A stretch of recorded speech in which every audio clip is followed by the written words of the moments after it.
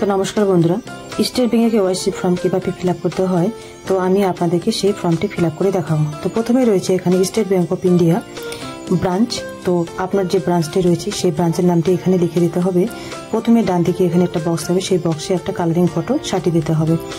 তারপর রয়েছে 1 নম্বরে রয়েছে অ্যাকাউন্ট নাম্বার, আপনার যে অ্যাকাউন্ট নাম্বারটি সেই অ্যাকাউন্ট নাম্বারটি এখানে লিখে দিতে হবে। 2 নম্বরে রয়েছে প্যান কার্ড নাম্বার, আপনার যে প্যান কার্ডের নাম্বারটি সেই প্যান কার্ডের নাম্বারটি এখানে আপনাদেরকে লিখে দিতে হবে। 3 নম্বর হচ্ছে অকুপেশন, স্টুডেন্টও হতে পারে, বিজনেসম্যান, সার্ভিসম্যান, ফার্মার।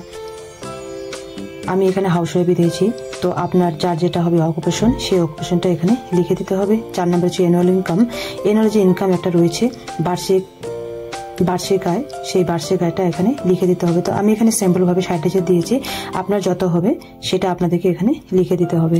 5 নম্বর হচ্ছে KYC document submitted, KYC documents হিসেবে যেটি আপনি সাবমিট করবেন সেটা জেরক্স করে নিচে সিগনেচার করে দিতে হবে আপনাদেরকে। তো প্রথমে নিচে এখানে অনেকগুলি স্যাম্পল রয়েছে, পাসপোর্ট রয়েছে, ড্রাইভিং লাইসেন্স রয়েছে, voter identity card, NREGA card, letter of national population register, তারপর রয়েছে পজিশন অফ প্রুফ অফ আধার কার্ডের। তো আপনি যেটি দিবেন সেটির বক্সে টিক করবেন। আর যে ডকুমেন্টসটি আপনি এখানে টিক করবেন সেই ডকুমেন্টসের যে নাম্বারটি রয়েছে কেওয়াইসি ডকুমেন্ট নাম্বার, সেই ডকুমেন্টের নাম্বারটা এখানে লিখে দিতে হবে। 6 নম্বরে রয়েছে কাস্টমার ডিক্লারেশন। তো কাস্টমার ডিক্লারেশনটা একটু আপনারা ভালোভাবে পড়ে নেবেন, আমি এখানে পড়ে শোনাচ্ছি, তবুও আপনারা একটু নিজেরা ভালোভাবে পড়ে নেবেন। I hereby declare that the details submitted by me for my identity and address are true to the best of my knowledge and belief. I authorize the bank to update my KYC detail address as per information provided by me. I undertake to inform you of any changes therein immediately. In case the above information is found to be false or untrue or misleading or misrepresenting, I am aware that I may be held liable for it. তারপর আমি দেখতে পাচ্ছি নিচে signature, thumb impression.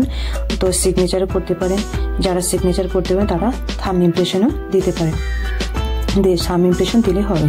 তারপরে তার নেমটা এখানে capital লেটারে বড় হাতের অক্ষরে লিখে দিবেন। কারেন্ট অ্যাড্রেস, তো কারেন্ট হিসাবে প্রথমে আপনাদেরকে আপনার ভিলেজ, আপনার গ্রামের নামটা লিখে দিতে হবে। পোস্ট অফিস, আপনার যে পোস্ট অফিস সেই পোস্ট অফিসের নামটি এখানে লিখে দিতে হবে। ডিস্ট্রিক্ট, জেলা, আপনার জেলার নামটি এখানে লিখে দেবেন। তারপরে হচ্ছে আপনার যে স্টেট সেই স্টেটটি এখানে লিখে দিতে হবে। তারপর মোবাইল নাম্বার, আপনার একটা সচল মোবাইল নাম্বার অর্থাৎ ভ্যালিড মোবাইল নাম্বার দিতে হবে। ইমেল নাম্বার যদি আপনার থেকে থাকে তাহলে আপনি এখানে ইমেল নাম্বারটিও লিখে দিতে পারেন। তারপর হচ্ছে ডেট, আপনি যে ডেটে অর্থাৎ যে তারিখে আপনি ফর্মটি জমা করবেন সেই ডেটটি এখানে লিখে দেবেন। প্লেস অর্থাৎ জায়গার নামটি, আপনার যে জায়গা নামটি সেই জায়গা নামটি এখানে লিখে দিতে হবে। তারপর নিচে দেখতে পাচ্ছেন ফর অফিস ইউজ অনলি, এই নিচে যে রয়েছে এটা কিন্তু অফিসের ব্যবহারের জন্য, এটা আপনাকে কিছু করতে হবে না। তো ফর্মটি ফিল আপ করার পরে আপনি যে কেওয়াইসি ডকুমেন্টটা এখানে দিতে চাইছেন, যেটি টিক করেছেন সেই ডকুমেন্টসটি আপনি এই ফর্মের সঙ্গে অ্যাটাচ করে আপনার যে ব্রাঞ্চ রয়েছে সেই ব্রাঞ্চে আপনি জমা করে দেবেন।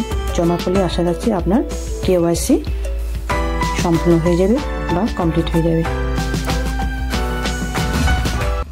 তো বন্ধুরা, আজকের ভিডিওটি ভালো লাগলে একটা লাইক করবেন, শেয়ার করবেন, আর বেশি বেশি করে কমেন্টস করবেন। আর মনিকা ডিজিটাল সেবা কেন্দ্রের ইউটিউব চ্যানেলের প্রথম দর্শক হলে চ্যানেলটিকে অবশ্যই সাবস্ক্রাইব করবেন। সাবস্ক্রাইব করে পাশে থাকা বেল আইকনটিকে প্রেস করে অল নোটিফিকেশন অন করবেন। তাহলে সকলে ভালো থাকবেন, সুস্থ থাকবেন। দেখা হচ্ছে পরের ভিডিওতে। Good bye, thank you.